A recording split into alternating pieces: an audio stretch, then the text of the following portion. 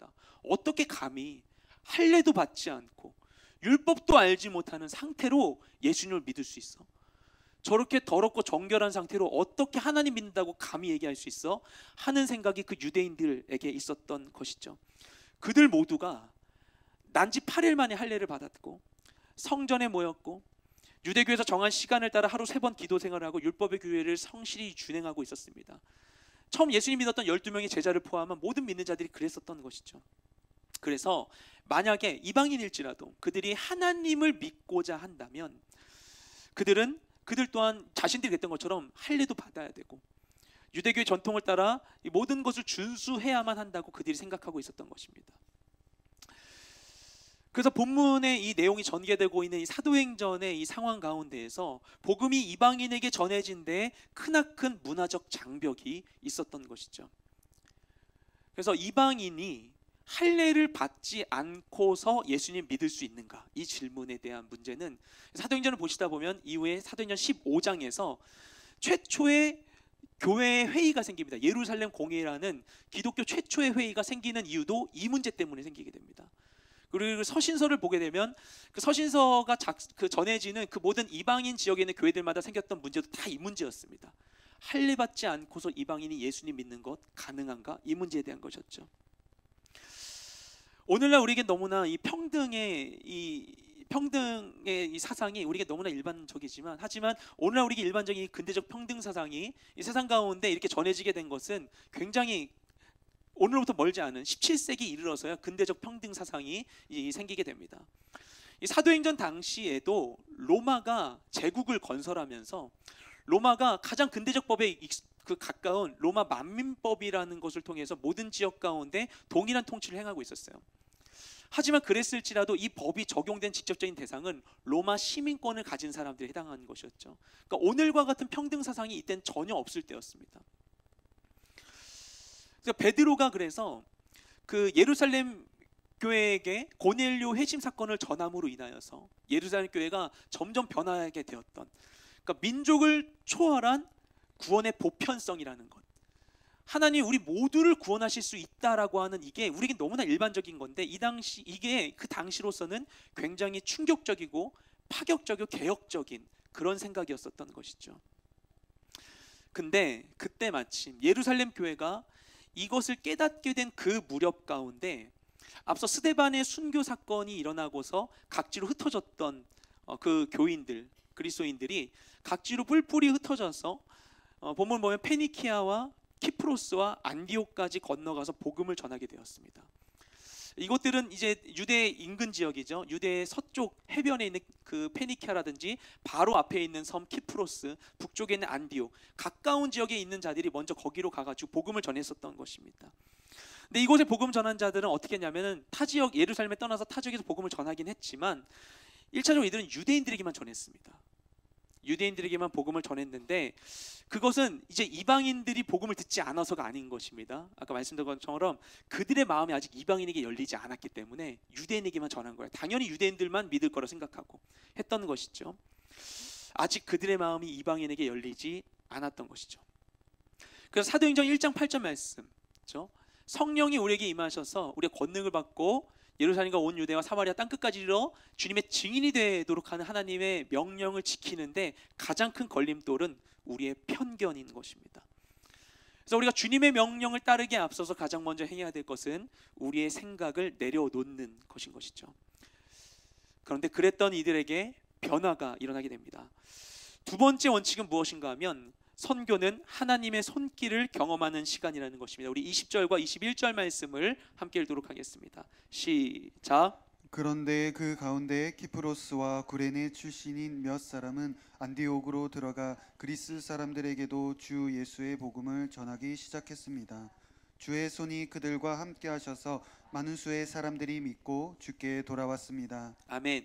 예루살렘 교회에서 흩어진 사람들 중에는 원래 예루살렘 출신이었던 사람도 있는데 그렇지 않고 타 지역에 있다가 그 명절을 따라 예루살렘에 잠깐 방문했을 때 예수님 믿게 된 사람들이 많이 있었어요. 근데 그 사람들이 주로 흩어졌었습니다. 근데 그 사람들이 이제 그러니까 디아스포라 출신의 그 유대인들이 있다가 타 지역에서 살다가 예루살렘 왔다가 이제 간 것인데, 그 사람들은 원래 이방 지역에서 생활했었기 때문에 이방인 문화에 대한 이해도가 높았었던 것이죠. 우리 지금 교포들처럼 타 지역에 대한 언어도 문화도 친숙한 그런 유대인들이었습니다.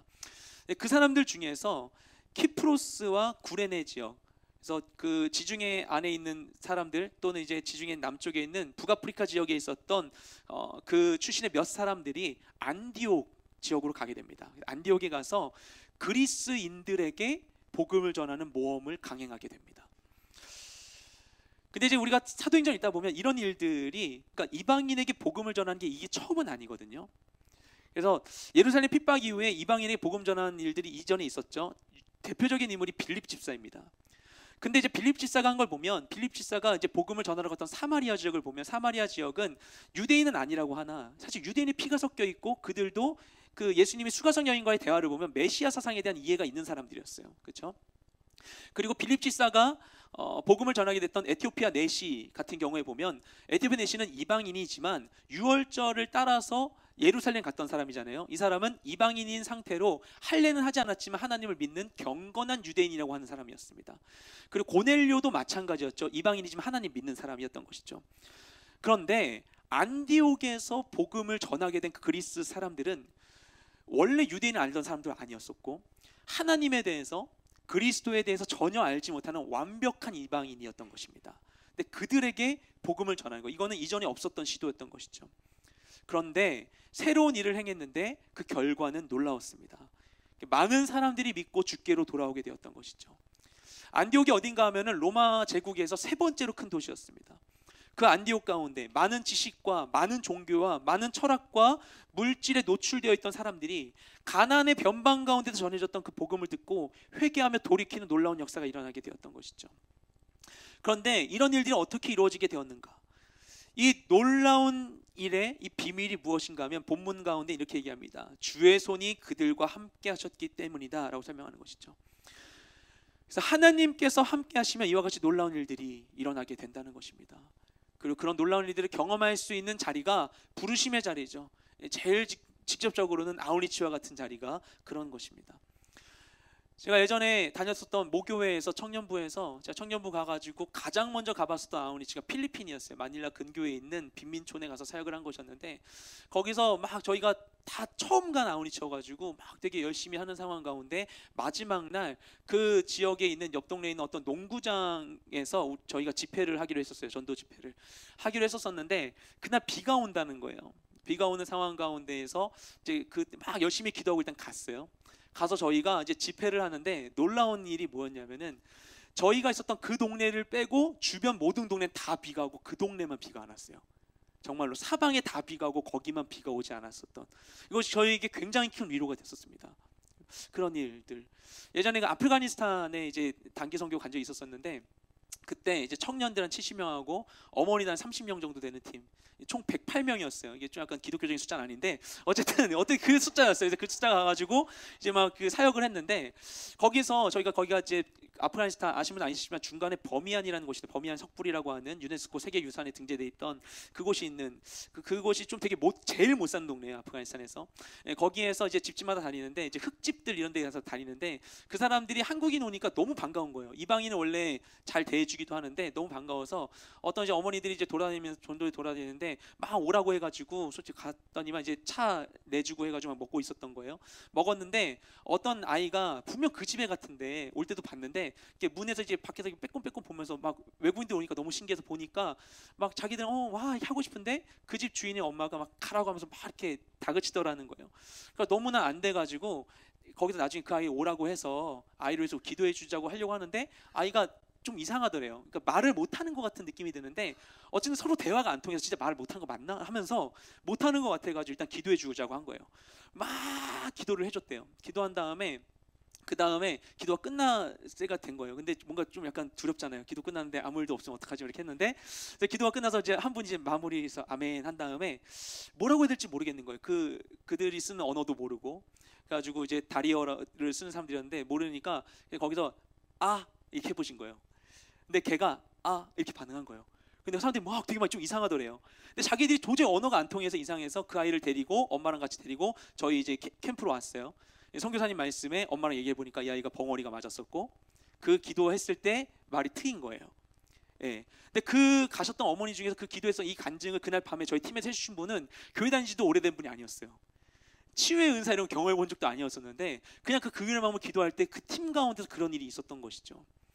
하나님 우리에게 놀라운 일들을 행하실 수 있습니다. 그렇죠? 하나님 뜻이 있는 곳에는 그분의 임재와 도우심이 있는 것이죠. 하나님의 손길을 통해서 우리는 그분의 뜻을 확신하게 됩니다. 우리 이번 여름 아우리치 팀마다 이와 같은 하나님의 역사하심의 증거가 충만하게 되길 소망합니다. 이처럼 하나님의 역사로 인해서 그리스 사람들이 예수님 믿게 됐다는 그 놀라운 소식이 예루살렘까지 전해지게 되죠. 우리 세 번째 원칙 뭐냐면 선교는 변화를 경험하는 자리라는 것입니다. 우리 22절부터 24절까지 말씀 함께 읽겠습니다. 시작. 이 소식이 예루살렘에 있는 교회에 전해지자 그들은 바나바를 안디옥으로 보냈습니다. 바나바는 안디옥에 도착해 하나님의 은혜가 내린 것을 보고 기뻐하며 온 마음을 다해 주께 끝까지 충성하라고 그들 모두를 격려했습니다.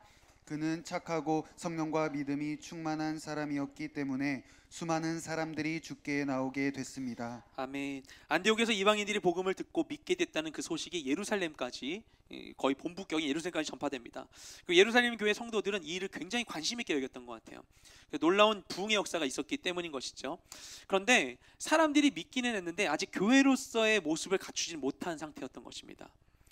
그리고 예루살렘 교회 안에서는 이 새로운 형태의 개종자, 이방인들에 대한 관심과 염려가 함께 있었던 것이죠. 그래서 예루살렘 교회는 바나바를 안디옥으로 파견하게 됩니다. 담임 목사를 파견하시 보낸 거예요. 사도행전 4장 36절 말씀 보면 바나바가 키프로스 출신 사람으로 나옵니다. 그리고 본명은 요셉이에요. 요셉은 그 히브리어식 이름인 것이죠. 사도들은 그리고 그에게 바나바라는 별명을 붙여서 불렀는데 그 뜻은 위로의 아들이라는 뜻입니다. 그러니까 바나바는 어떤 사람이냐면 키프로스 출신의 디아스포라 출신의 요셉이라는 이름을 갖고 있는 유대인인 것이죠. 그래서 이방에 대한 문화를 잘 알고 있는 정통 유대인뿐만 아니라 사도들이 인정한 위로와 권면의 은사가 있는 사람이었습니다. 그래서 예루살렘 교회가 바나바가 이제 그야말로 이제 안디옥을 섬기기에 적합한 사람이라 생각해서 그를 보내게 되었던 것이죠. 바로 이게 이 11장의 상황이 아니다. 이전 같았으면 그들이 안디옥의 그 이방인 성도를 인정하고 바나바를 보내는 결정을 하지 못했을 수 있습니다. 그런데 베드로가 고넬료의 집에서 있었던 일을 나누게 되었을 때 예루살렘 교회가 이방인에 대한 인식이 변화되고 있다는 것을 이 결정을 통해서 우리가 알게 되는 것이죠. 그래서 우리가 주님을 만나고 그분의 은혜를 경험하게 될 때 우리 또한 이 같은 변화를 경험하게 됩니다. 아우니치를 통해서 아니면 어떤 선교적인 우리의 결정들, 꼭 아우니치가 아니더라도 우리가 그 가운데에서 하나님의 일하심을 보는 것이 너무나 중요합니다. 우리가 거기서 뭔가를 해내는 것보다는 하나님이 하시는 걸 보는 게 중요합니다. 그 믿음이 삶을 바라보는 우리 모든 시선을 달라지게 하기 때문인 것이죠. 그래서 이전에 할 수 없었던 것을 하게 되고 이전에 가지 못했던 곳에 가게 되고 이전에 만나고 싶지 않았던 사람도 만날 수 있는 용기가 우리 가운데 생기게 되는 것입니다. 주님은 그렇게 우리를 회복시키셔서 우리의 죄성과 연약함으로 둘러쳐져 있는 이 울타리를 벗어나서 하나님이 인도하시는 새로운 길로 우리가 나아갈 수 있게 도와주시는 것입니다. 바나바가 갑니다. 가서 그는 그들 가운데 있는 하나님의 은혜를 보고 기뻐합니다. 그 가서 보니 이들에게 역사하신 하나님이 내가 믿는 하나님과 같은 하나님인 거예요. 너무나 기뻤던 것이죠. 그래서 그들을 하나님께 충성하도록 격려합니다.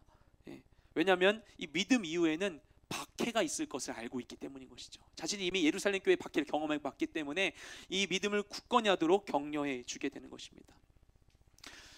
바나바는 착하고 성령과 믿음이 충만한 사람이 나오는데 여기 착하다라는 단어의 본뜻은 뭐냐면 놀랍다, 경탄할 만하다 이런 뜻이에요. 그러니까 그냥 착하다, 순하다가 아니라 놀랍고 경탄할 만하다, 높이 평가할 만한 사람이다 이런 뜻입니다. 그리고 그 아리마대 요셉이 이런 평가를 받았죠. 성경에. 그리고 성령과 믿음이 충만하다고 할 때 이 충만하다는 게 뭐냐면은 성령과 믿음이 많은데 얼마나 많냐면 물이 차서 넘치는 것처럼 많다라는 뜻이에요. 그처럼 바나바가 훌륭한 사람이었던 것이죠. 그런 그에게 하나님 함께 하셨고 수많은 사람들이 주님께 나오게 됐습니다. 이와 같은 평가를 우리 또한 듣게 되기를 소망합니다. 저는 착하고 성령과 믿음이 충만해서 세상에 영향을 미치는 우리 모두가 되시기를 주님의 이름으로 축복드립니다. 또한 아우니치를 통해서 우리가 이와 같은 변화를 경험하게 되기를 소망합니다. 그런데 바나바는 안디옥 교회에 무언가 부족한 것을 느낀 것 같습니다. 그래서 동역자를 찾게 되죠. 네 번째 원칙은 무엇인가 하면 선교는 혼자서 이룰 수 없는 미션이라는 것입니다. 우리 함께 25절부터 26절까지 말씀 함께 읽도록 하겠습니다. 시작. 그리고 바나바는 사울을 찾으러 다소로 가서 그를 만나 안디옥으로 데리고 왔습니다. 그리하여 바나바와 사울은 1년 내내 그곳 교회에 머물면서 많은 사람들을 가르쳤습니다. 그리고 안디옥에서 제자들은 처음으로 그리스도의 사람이라고 불리게 됐습니다. 아멘. 바나바는 안디옥 교회를 섬기면서 사역의 한계를 느꼈던 것 같습니다. 그런데 그가 재미있는 것은 예루살렘 교회 자신을 파송한 곳에 도움을 요청하지 않고 바로 사울을 찾으러 다소로 가게 됩니다. 누구도 관심 갖지 않았던 그 사울을 찾으러 다소로 가게 됩니다. 다소는 지금 터키 남부에 있는 도시입니다. 이 지도상으로 보면 안디옥에선 가까워 보여요. 찾아보시면은. 실제로는 그 당시 이제 육로로 걸어가는 걸로 생각하면은 굉장히 먼 거리인 것이죠. 근데 거기까지 찾으러 가게 됩니다. 왜냐하면 이 바울이 안디옥 교회에 꼭 필요한 사람이라고 생각했기 때문인 것이죠. 과거 회심했던 그 사울이 예루살렘에 왔을 때 사도들은 그를 의심하고 두려워해서 만나지 않았었습니다. 그때 바나바가 이 사람을 예루살렘 교회에 소개하는 중개인 역할을 해서 두 사람이 그때 관계가 있었었죠. 그리고 헬레파 유대인들이 이 바울 죽이려고 하니까 형제들이 이 사람을 가이사랴로 피신시켰다가 고향인 다소로 보냅니다. 다소에 가서 7, 8년이나 시간이 지나버렸어요. 그동안 나름 인근 지역에 전도를 했었던 것으로 보입니다, 바울이. 그런데 바나바는 이 바울이 이미 하나님께 이방인의 사도로 부르심 받았다는 것을 알고 있었어요. 그렇죠? 바울이 그 다메섹 도상에서 예수님 만났을 때 눈을 뜨게 되었을 때 하나님이 그를 이방인의 사도로 세우셨던 것을 그가 알게 해주셨거든요. 근데 이방인 사역이 본격화되는 이 시점 가운데 최초의 이방인 교회가 세워지는 시점 가운데 바나바는 이 바울이 필요하다고 생각했었던 것입니다. 그래서 안디옥 교회 성도들은 유대교의 배경도 없고 성경도 모르고 아무것도 모르고 그냥 복음만 들은 사람이었기 때문에 말씀에 대한 기초가 너무나 필요한 사람들이었죠. 이걸 채워줄 수 있는 사람은 바울이다 생각했던 것입니다. 그래서 그를 데리러 갑니다.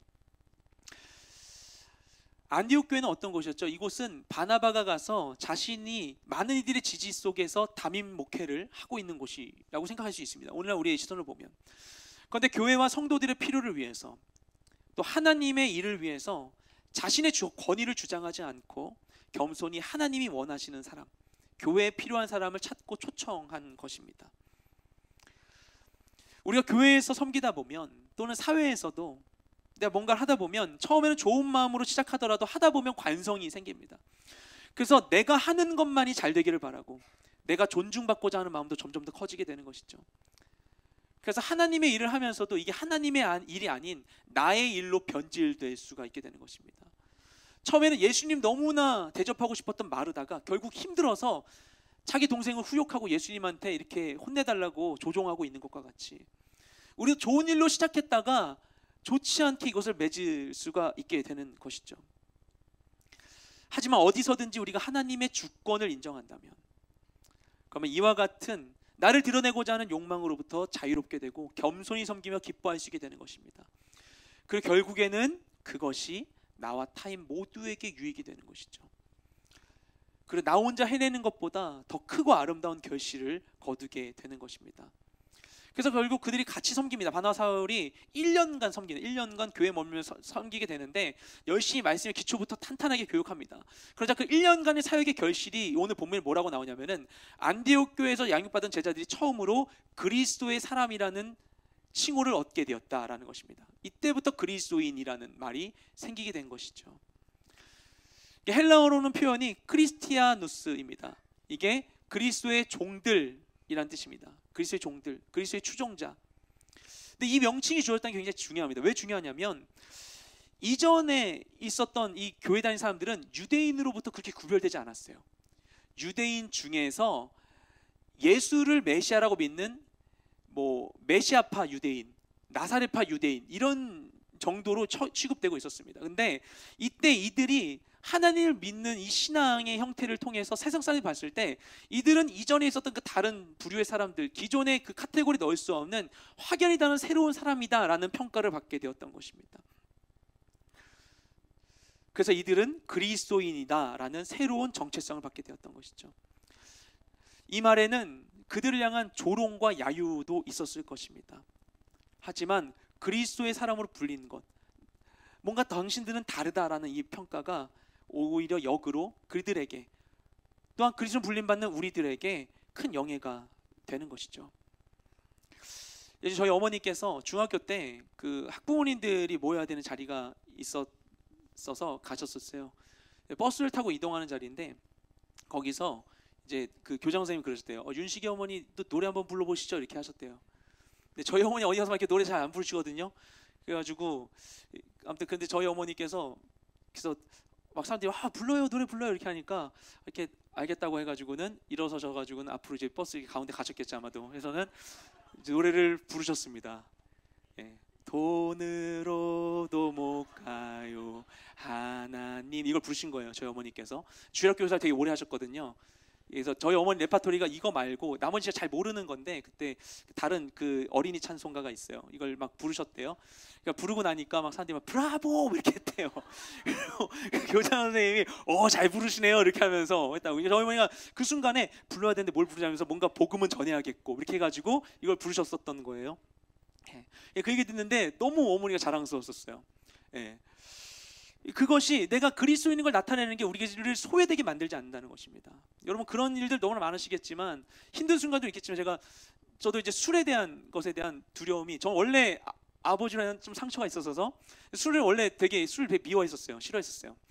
근데 그 술에 대한 권유하는 자리가 너무 많죠. 근데 군대에서 그리고 잠깐 다녔었던 그 회사 생활 가운데에서 이제 술을 마시지 않는 것이 아닌 분들에겐 너무나 신기한 일이었던 것 같아요. 그랬나 봐요. 예. 그걸 통하여서 바라보는 시선과 이야기들이 달라지게 되는 걸 경험한 바 있었습니다. 우리가 그리스도의 세상에서 어떻게 살아야 되는 것인가?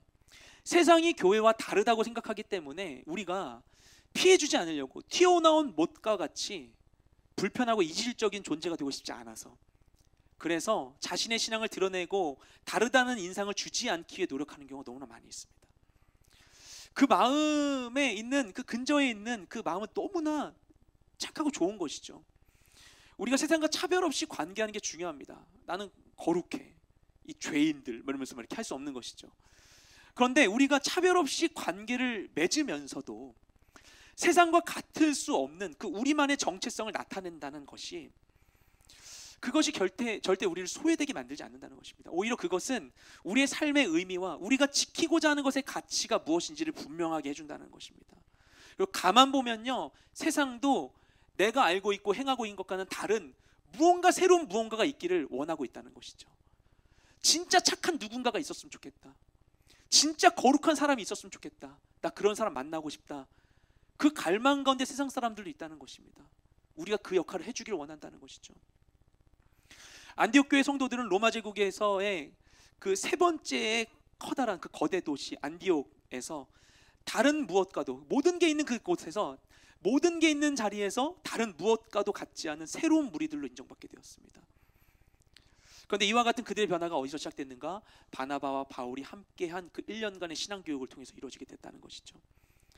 연합했을 때 이런 놀라운 일이 일어나게 된다는 것입니다. 우리도 주님 안에 하나됨으로 놀라운 역사를 이루게 되길 소망합니다.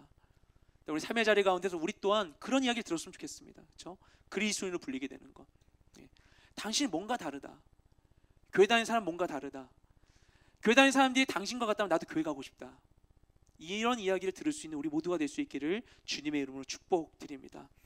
이러한 안디옥 교회의 내적인 성장이 그들의 삶의 실천으로 드러나게 됩니다. 다섯 번째 마지막 원칙은 무엇인가 하면은 선교는 호혜적 관계의 기초 위에 세워진다는 것이죠. 우리 27절부터 30절까지 말씀 함께 읽도록 하겠습니다. 시작. 이 기간 동안 몇몇 예언자들이 예루살렘에서 안디옥으로 내려왔습니다. 그들 가운데 아가보라는 사람이 있었는데 그가 일어나 로마 전역에 심한 기근이 될 것이라고 성령으로 예언했습니다. 이 일은 글라우디오 황제가 다스리는 때에 일어났습니다. 제자들은 각자 자기 형편에 따라 유대에 살고 있는 형제들을 돕기로 했습니다. 그들은 이렇게 해서 모은 헌금을 바나바와 사울 편으로 예루살렘 교회 장로들에게 보냈습니다. 아멘. 안디옥 교회 성장기에 예루살렘에서 예언자들이 왔습니다. 예언의 은사를 받은 사람들이 교회에서 활동하고 있었던 것이죠. 그 중에 아가보라는 사람이 있습니다. 이 사람이 나중에 21장에도 등장하는데 이 사람이 로마 전역에 심한 기근이 될 것을 예언합니다. 근데 이제 이걸 자세히 보면 로마 전역으로 우리가 우리말 성경이 번역되어 있지만 헬라어 그 단어를 직역하면 로마라는 단어가 없고요. 모든 거주하는 땅 위에라는 뜻이에요. 예, 그래서 이게 로마 전역으로 볼 수도 있지만 사실 문맥으로 보면 이게 팔레스타인 전 지역으로 보는 것이 맞습니다. 그래서 실제로 여기 글라우디오 황제가 나오는데 글라우디오 황제 4년 AD 45년에 이 팔레스타인 지역에 대기근이 일어나게 됩니다. 이것을 이야기하는 걸로 봅니다. 대부분. 그래서 그렇기 때문에 팔레스타인 밖에 있었던 안디옥은 기근에서 자유로울 수 있었던 것이죠. 그래서 그곳에 그 예루살렘 교회에 기근이 있을 것이라는 그 예언을 하고서 예언을 듣고 예루살렘 형제들을 위해서 안디옥 교인들이 각자 자기 형편에 따라 모금을 해서 돕기로 합니다. 선교 헌금을 작정하게 된 것이죠. 로마서 15장 27절 말씀을 보면 바울이 마케도니아와 아가야의 성도들 그들이 예루살렘 교회 가난한 자들을 위해서 모금했던 것을 설명하고 있습니다. 그러니까 이방인으로서 영적인 것을 받았으니 받기만 하는 자가 되지 말고 그들의 육적인 필요를 공급해줘서 서로 도와야 된다. 그렇죠? 그런 이야기를 하고 있는 것이죠. 그래서 안디옥 교회 예루살렘 교회를 향한 섬김에도 그런 바울이 그때 주었던 로마서에서 얘기하고 있는 것과 같은 그런 마음이 있었을 것입니다. 그래서 다른 이의 연약함을 돌볼 수 있는 그런 성숙한 공동체로 안디옥 교회가 성장하게 된 것이죠. 그래서 초대교회가 가지고 있었던 서로 자신의 것을 주장하지 않고 통용하며 섬겼었던 그 예루살렘 교회에서의 초대교회 전통이 이방 교회도 이렇게 잘 전해지고 있었던 것입니다. 그런데 여기서 정말 중요한 것은 무엇인가 하면 처음에는 예루살렘 교회의 선교지였던 안디옥 교회가 선교를 당하는 입장이었었던 이들이 역으로 예루살렘 교회를 물질로 섬기고 있었다는 것입니다. 그렇죠? 영적인 도움을 받은 만큼 육적인 도움을 전하는 이 일을 통해서 유대인 교회와 이방인 교회가 주님 안에서 서로의 그 높고 낮음이나 먼저됨과 나중됨 없이 동등한 위치에서 호혜적인 관계로 협력하고 있었다라는 것이죠. 그리고 우리가 행해야 될 선교의 모델은 이런 것입니다. 우리가 선교지를 가다 보니까 대부분이 저소득 국가이기 때문에 그런데 가거나 국내 지방으로 아우리치를 가게 되면 내가 거기에 무언가를 베풀고 해주러 간다고 생각할 수가 있습니다. 그렇죠? 그런데 우리가 가보시면 알겠지만 막상 아우리치를 가보면 다녀오면 우리가 그 땅 가운데서 행한 것보다 베푼 것보다 더 많은 것들 심지어 돈이나 시간이나 노력으로도 얻을 수 없는 귀한 것들을 받고 돌아오게 되죠. 우리가. 그리고 우리가 섬길 수 있는 많은 것들도 사실 우리 것이 아니죠. 하나님께서 주신 것이죠. 주신 것들을 우리가 청지기로 바르게 사용해야 되는 것입니다. 그래서 우리가 선교에 나서기에 앞서서 또는 선교적 마음을 품고서 세상 가운데 살아갈 때 우리가 겸손하게 그 상황들, 현장의 필요들을 바라봐야 하는 것입니다. 그리고 우리 아우리치 가게 되면 우리가 그걸 섬기는 것은 그냥 며칠일 뿐이지만 정말 그곳 가운데 진짜 사역을 감당해야 되는 것은 우리가 떠나온 후에 남아서 사역을 감당해야 되는 현지에는 목사님, 사모님, 성도님들, 선교사님들인 것이죠. 그렇죠? 거기서 우리가 주인공이 되어가지고 막 하는 것이 좋지 않을 수 있는 것입니다.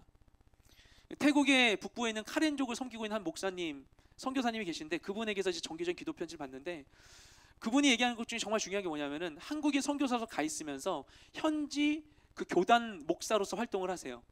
그러면서 거기 교회들 다니면서 늘 이제 그 교회들에게 헌금 얘기를 이렇게 하시는 거예요. 교회 건축을 위해서 한국 교회에서 후원 받으면 금방 할 수 있는데 그걸 안 하고 몇 년간 스스로 자기들의 교회를 세우도록 격려합니다. 근데 실제 한 교회가 그런 걸 한 것들을 최근에도 보내시는 거예요.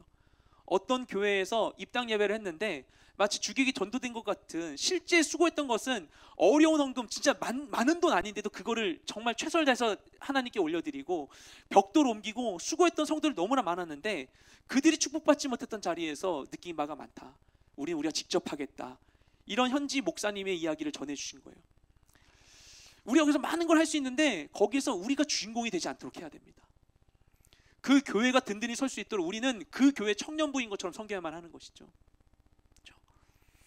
나를 높이고 증명하기 위해서 애쓰는 것보다 주님의 일하심을 기대하고 경험하면서 자랑과 성취감이 아닌 감사와 영광과 찬송으로 가득한 우리 아우리치가 되길 소망합니다. 또한 그런 마음으로 주님의 부르심을 따라 우리가 열매 맺으며 살아가는 우리 모든 삶의 여정이 되길 소망합니다. 우리의 삶을 포함한 이 세상과 온 우주는 하나님이 말씀하시기로는 그냥 의미 없이 흘러가는 게 절대 아닙니다. 하나님은 분명히 우리에게 말씀해 주세요. 하나님께는 이 세상을 향한 비전이 있다고 말씀하세요. 이 세상에 처음과 끝이 있다고 말씀하세요. 디모데후서 2장 4절의 말씀과 같이 모든 사람이 구원을 받으며 진리를 아는 데에 이르는 것, 하나님이 바라는 길입니다. 지금도 하나님의 시계는, 하나님의 시간 계획은 그 미션을 중심으로 돌아가고 있습니다. 그리고 우리에게도 하나님께서 이미 이루신 그 일 가운데, 길을 다 닦아 놓으신 그 길 가운데 동참하도록 우리를 초대해 주시는 것이죠. 선교라는 것, 이것은 하나님의 명령이면서 온 세상을 구원하시는 하나님의 방법이고 또한 우리의 존재 목적인 것입니다. 그래서 우리가 이 선교적 부르심에 아멘으로 동참할 때 비로소 우리 삶이 가치와 의미와 방향이 선명해지는 것입니다. 이 시즌에 우리 아우리치를 하는데, 아우리치 하면 여러분 선교라는 게 떠나는 자들만의 리그가 되고 그들만의 축제가 되어서는 안 됩니다. 난 가지 않았으니까 그러면 나는 그거에 뭔가 반쯤만 걸친 사람인가? 혹시 못 가는 분들, 나는 뭐 기도로만 후원했으니까, 물질로만 후원했으니까 난 반쯤만 걸쳤는가? 난 30% 헌신했나? 그렇게 얘기할 수 없습니다. 우리 모두가 동일한 부르심 가운데 있고요. 상황이 안 된다 하더라도 내가 할 수 있는 상황 가운데 마음을 다해 주님께 헌신하고자 할 때 주님 그 헌신을 기쁘게 받아주시는 것입니다.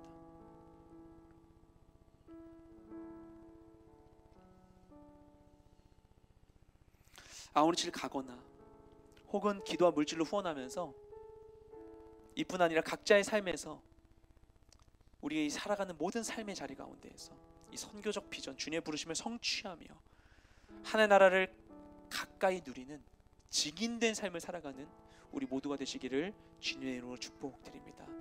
자, 함께 기도하며 나아가기 원합니다.